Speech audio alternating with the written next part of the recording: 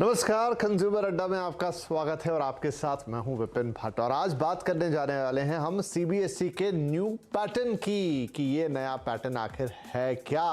अब ये बिल्कुल साफ हो गया है कि इस साल के जो फाइनल एग्जाम्स होने वाले हैं वो सीबीएसई के नए पैटर्न पर होंगे। और ये नया पैटर्न क्या कहता है कि कक्षा 10 यानी क्लास 10th के लिए 40% जो क्वेश्चंस होंगे वो इस तरीके से डिजाइन किए जाएंगे ताकि आप रट्टा लगाने से बचें, यानी कि जो बच्चे हैं वो रट्टाफिकेशन वाली प्रोसेस से बाहर आएं।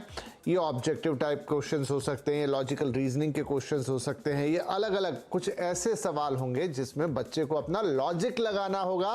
अपनी जो रोजमर्रा की जिंदगी है वहां पर वो जो सोचता समझता है, जिस तरीके से चीजों को देखता है, उस लॉजिक के साथ उन्हें जवाब देने होंगे, यानी जो याद किए हुए सवाल जवाब है वो नहीं। इसी तरह कक्षा 12वीं के लिए 30% सवाल ऐसे ही होंगे जिस पर आपको थोड़ा सा अलग हटके जवाब देने हैं, जहां पर आप जो रूटीन पैटर्न होता है कि एक क्वेश्चन पेपर में आता है, आपने सवाल लिखे, आपने उनके याद किए हुए जवाब वहां पर लिख दिए जो आपके बुक्स में आपने प्रिपेयर किए हैं। हाँ, होगा ये सिलेबस के अंदर से, ऐसा नहीं कि कोई आउट ऑफ द सिलेबस चीजें पूछी जाएंगी, लेकिन पैटर्न और अप्रोच थोड़ी सी अलग होगी। अब हो ये गया है कि जब से बात सामने आई है और अब तो जो शिक्षा मंत्री थी उन्होंने भी राज्यसभा में जब ये बात रख दी सदन पर, तो अब खलबली सी मच गई है। सारे स्कूल्स और बच्चे इसकी बात कर रहे हैं। थोड़ा कंफ्यूजन भी पैदा हो गया कि भाई नया पैटर्न में आखिर होगा कैसे, किस तरह के सवाल होंगे, किस तरह के जवाब देने पड़ेंगे। थोड़ी घबराहट भी आ गई। तो आइए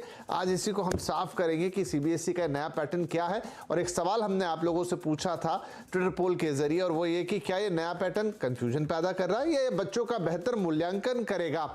आपके जो भी जवाब होंगे वो हम बताएंगे शो के अंत में। तो चलिए आज के शो की शुरुआत करते हैं। सीबीएसई के पूर्व चेयरमैन अशोक गांगुली साहब हमारे साथ हैं। नोएडा के रामाज्ञा स्कूल की प्रिंसिपल अपर्णा माघी कार्यक्रम में शामिल हो रही है और पुणे के संस्कृति स्कूल की प्रिंसिपल दामिनी जोशी। आप सभी का बहुत बहुत स्वागत है। तो गांगुली सर साथ हैं। तो सर मैं आप ही से जानना चाहूंगा कि जब इस नए पैटर्न की बात कर रहे हैं तो सबसे पहले तो कंफ्यूजन यही है कि इस नए पैटर्न में आएगा क्या। जो 30 और 40% की बात हो रही है, क्या होगा ये नया पैटर्न?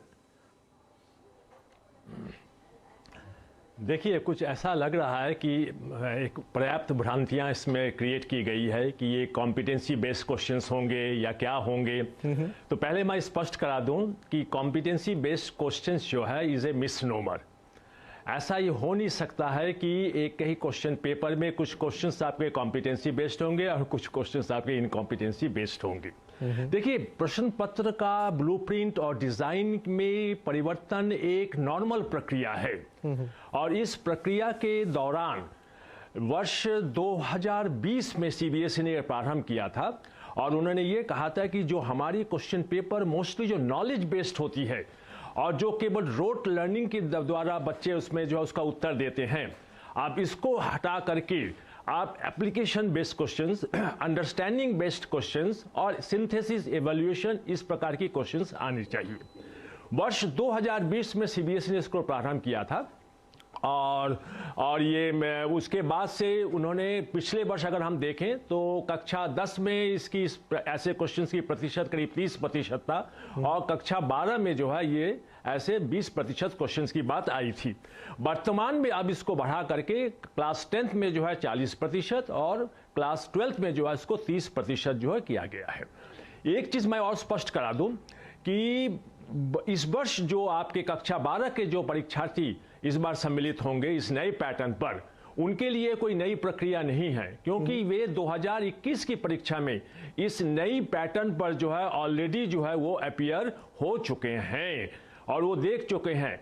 और जो इस बार जो सैंपल क्वेश्चन पेपर भी जो सीबीएसई ने अभी जो निकाले हैं करीब सितंबर में, उसमें भी इस नए पैटर्न का उल्लेख किया गया है और ये स्पष्ट कर दिया गया है कि ये किस प्रकार के क्वेश्चंस जो है आपके इस वर्ष आने वाले हैं। देखिए, अगर हम राष्ट्रीय शिक्षा नीति 2020 को देखें, उसमें यह स्पष्ट है कि हमारी जो असेसमेंट स्टैंडर्ड, जो मूल्यांकन स्टैंडर्ड जो है बहुत क्लियर होनी चाहिए, बहुत स्पष्ट होनी चाहिए और रोट लर्निंग पर जो है आधारित नहीं होना चाहिए। तो वर्तमान में बच्चों या पेरेंट्स पे जो एक दबाव या स्ट्रेस या तनाव की स्थिति उत्पन्न हो रही है, ये अनायास ही है। जी जी, इसकी कोई आवश्यकता नहीं है। जो बच्चों से हम ये अवश्य